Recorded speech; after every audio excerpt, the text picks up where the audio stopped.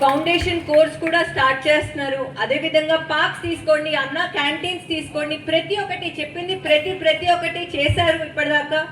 And మీలో ప్రజలు మనిషిలాగా, ప్రజల నాయకుల్లాగా ఉన్నారు. ఇప్పటిదాకా మీ అందరూ సపోర్ట్ చేసి వచ్చారండి. సపోర్ట్ చేశారు కాబట్టే టీడీపీ పార్టీ ఇలా ఉంది అండ్ నెల్లూరు నగరం ఇలా తయారైంది. ఖచ్చితంగా మీ సపోర్ట్ ఉంటే, మనందరం కలిసి ఒక కుటుంబం లాగా ఉంటే తప్పకుండా నెల్లూరుని భారతదేశంలోనే, ఈ వరల్డ్లోనే ఒక మంచి సిటీగా ఎస్టాబ్లిష్ చేయొచ్చు. మీ అందరూ సపోర్ట్ చేస్తారనుకున్నాను.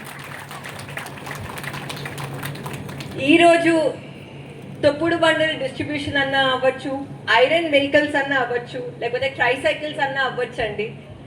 అసలు ప్రజల కళ్ళల్లో సంతోషం చూస్తే చాలా చాలా ఆనందంగా ఉంది.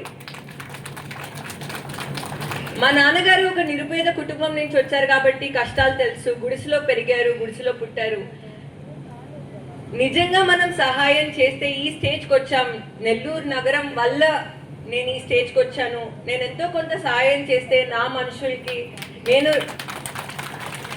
రుణం తీర్చుకుంటాను, అందరూ అభివృద్ధి చెందుతారు అనే ఒక గొప్ప సంకల్పంతో మన నాయకుడు అయ్యారు ఈరోజు.